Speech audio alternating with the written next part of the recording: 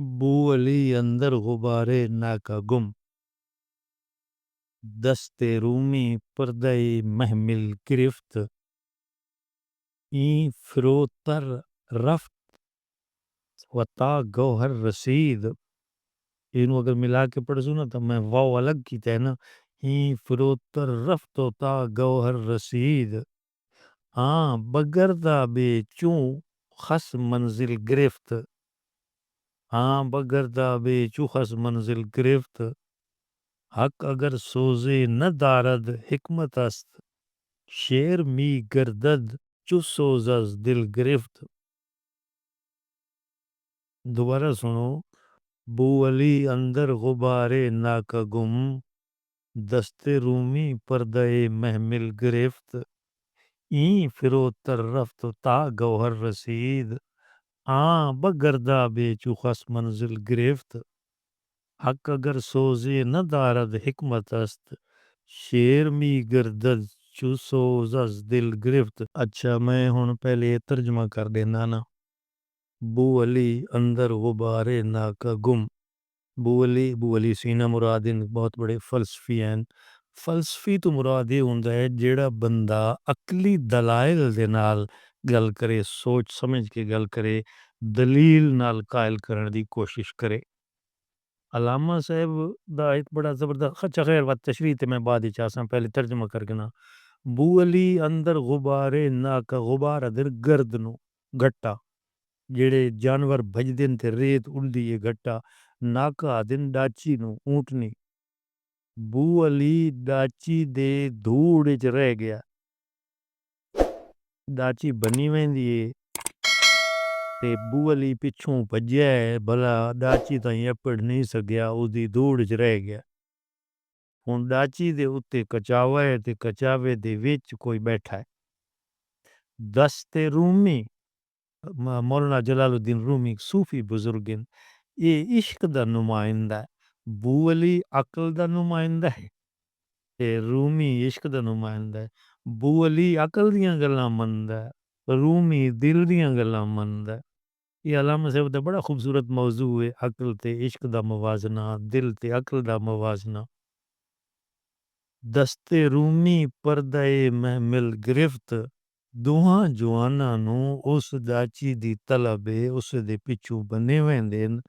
بو علی تو شودہ ڈاچی دوڑ وچ رہ گیا ہے تے مولانا جلال الدین رومی اس ڈاچی تائیں اپڑ کے اس دا ہاتھ پردے تائیں بھی اپڑ گیا. محمل کچاوا جڑا اٹھاں دے تے کچاوا گتے نیاں دے بندے چڑھ دیاں. انہیں جڑیاں دو علامتاں نا، ہن اے ڈاچی تے پردہ انہاں سمجھਣ والی گل ہے. دراصل اے تلمیح ایک قصہ ہے لیلا تے مجنوں دا. لیلا ڈاچی تے چڑھی ویندی ہے کچاوے دے وچ اُتے پردہ سٹیا ہویا ہے. مجنوں پچھوں بھننا ویندا ہے کہیں طریقے اس پردے جا کے زیارت کر گنا تے دیکھ گنا جو میری منزل ہی ہے میں مل ونجے. ہن بو علی بھی اپنی منزل تے اپنا جاندا ہے، او ڈاچی منزل ہے تے جلال الدین رومی بھی اپنی منزل تا اپنا چاہندا ہے. جیڑا عقلی دلیلاں نال حقیقت نو گولن دی کوشش کردا ہے، منزل کیڑی اللہ دی ذات ہے، حقیقت الحقائق ہے، آخری منزل جیڑی ہے وہ بہشت سمجھ لو، خدا دی رضا سمجھ لو. ہن بو علی عقلی دلیلاں دے نال بھجن دی کوشش کردا ہے تے ڈاچی دے پاس کچھ نہیں آندا، نیڑے نہیں لگدا. جبکہ جلال الدین رومی جیڑا عشق دا تے دل دی گل منن والا او اپڑ ویندا کچاوے تائیں. بڑی خوبصورت گل لگوں آندی پئی ہے. بو علی اندر دا پہلے ذکر ہے بو علی دا. بو علی اندر غبار ناکا گم، دست رومی پردہ محمل گرفت، این فرو طرف این یہ تے دوجے مصرے چے آں وہ ہو اسم اشارہ یہ اور وہ. ہن این تو مراد جیڑا نیڑے ذکر تھی ہے دو بندیاں دا، بو علی دا تے دست رومی دا. جیڑے دا ذکر نیڑے تھی ہے پچھے تھی ہے او واسطے این تے او جڑا پہلے بو علی دا ذکر چوکے پہلے تھی ہے اس واسطے آں. این فروتر گہرائی میں چلا گیا، نیچے چلا گیا، رفت گیا.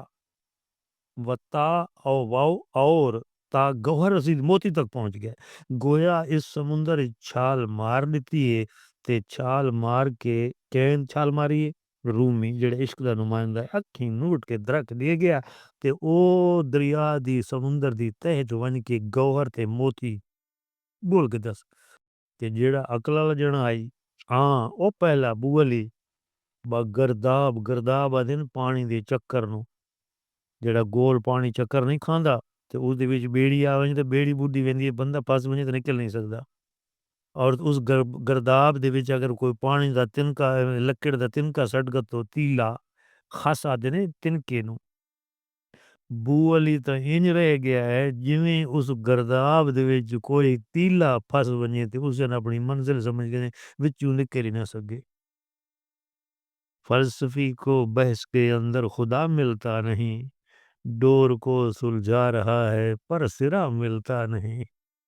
ਹੁਣ ਜਿਹੜਾ ਫਲਸਫੀ ਹੈ ਉਹ ਸ਼ੁਦਾ ਦੀਆਂ ਦਲੀਲਾਂ 'ਚ ਰਹਿ ਵਹਿੰਦਾ ਹੈ ਅਕਲ ਦੇ ਆਖੇ ਲੱਗਦਾ ਹੈ ਅਕਲ ਕਹਿਣ ਲਿਆਦੀ ਇੰਤੀ ਵੈਸੀ ਕਹਿਣ ਲਿਆਦੀ ਉੰਤੀ ਵੈਸੀ ਉਹ ਬੰਨੇ ਤੇ ਨਹੀਂ ਆਪਣਦਾ ਕਹਿ ਨਤੀਜੇ ਤੇ ਨਹੀਂ ਆਪਣਦਾ ਤੇ ਜਿਹੜਾ ਇਸ਼ਕ ਦਾ ਨੁਮਾਇੰਦਾ ਹੈ ਉਹ ਛਾਲ ਮਾਰ ਦਿੰਦਾ ਹੈ इकबाल का और भी बड़ा खूबसूरत शेर है भाई बेखतर कूद पड़ा आतिश नमरूद में इश्क अक्ल है महवे तमाशाए लवे बाम अभी अक्ल तो सोदी सुचिंदी रही है भाई जना होने बाद सड़वे सी उस अल्लाह दा नां गिन के आगे छाल मार देती है कि वो आग उन्हां वास्ते नरम हो गई ਹੁਣ ਇਸ ਨਜ਼ਮ ਦੇ ਹੱਕ ਅਗਰ ਸੋਜ਼ੇ ਆਖਰੀ ਸ਼ੇਰ ਤੇ ਆ ਵੰਜੋ ਹੱਕ ਅਗਰ ਸੋਜ਼ੇ ਨ ਦਾਰਦ ਹਕਮਤ ਅਸਤ ਅਗਰ ਹੱਕ ਦੇ ਵਿੱਚ ਸੱਚਾਈ ਦੇ ਵਿੱਚ ਸੋਜ਼ ਸ਼ਾਮਿਲ ਨਾ ਹੋਵੇ ਤਾਂ ਉਹ ਫਲਸਫਾ ਬਣ ਜਾਂਦਾ ਹੈ ਅਕਲੀ ਦਲੀਲਾਂ ਕੋਈ ਅਕਲ ਨਾਲ ਦਲੀਲਾਂ ਲੈ ਕੇ ਹੱਕ ਤੱਕ ਅਪੜਿਆ ਜਾ ਸਕਦਾ ਹੈ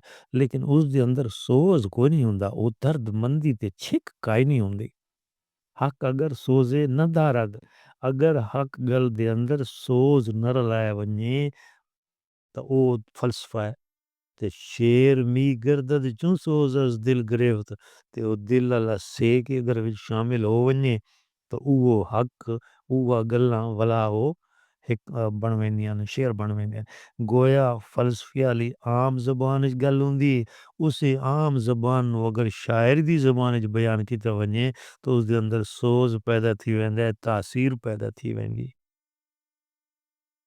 ਹੁਣ ਅੰਦਾਜ਼ਾ ਤੁਹਾਨੂੰ ਹੋ ਗਿਆ ਸੀ ਕਿ ਅਲਾਮਾ ਸਾਹਿਬ ਕਿਵੇਂ ਮੁਖਤਲਿਫ ਅਲਾਮਤਾਂ ਦੇ ਨਾਲ ਗੱਲ ਸਮਝਾਉਣ ਦੀ ਕੋਸ਼ਿਸ਼ ਕਰਦੇ ਹਕਮਤ ਦਾ ਨਾਇੰਸ ਦਿੰਦੇ ਦਰਅਸਲ ਫਾਰਸੀ ਜ਼ਬਾਨ ਦੇ ਵਿੱਚ ਫਲਸਫਾ ਜਿਹੜਾ ਉਸ ਵਾਸਤੇ ਹਕਮਤ ਦਾ ਲਫ਼ਜ਼ ਬੋਲਿਆ ਜਾਂਦਾ ਹੈ ਫਲਸਫਾ ਵੀ ਦਾਨਾਈ ਹੈ ਫਿਲਾਸਫੀ ਅੰਗਰੇਜ਼ੀ ਦਾ ਲਫ਼ਜ਼ ਹੈ ਅਸਲ ਤੇ ਯੂਨਾਨੀ ਲਫ਼ਜ਼ ਹੈ ਫਿਲੋ ਤੇ ਸੋਫੀਆ ਇਹ ਦੋ ਅਲਫਾਜ਼ ਨੇ ਦਾ ਮਤਲਬ ਹੁੰਦਾ ਦਾਨਾਈ ਦੇ ਨਾਲ ਮੁਹੱਬਤ ਅਕਲਮੰਦੀ ਨਾਲ ਮੁਹੱਬਤ ਤਾਂ ਫਲਸਫਾ ਅਕਲ ਦੀਆਂ ਗੱਲਾਂ ਚੂਕੇ ਫਲਸਫੀ ਹਮੇਸ਼ਾ ਅਕਲ ਨਾਲ ਦਲੀਲਾਂ ਦੀ ਤੇ ਸੋਚ ਸਮਝ ਕੇ ਗੱਲ ਕਰੀਂਦਾ ਰਹਿੰਦਾ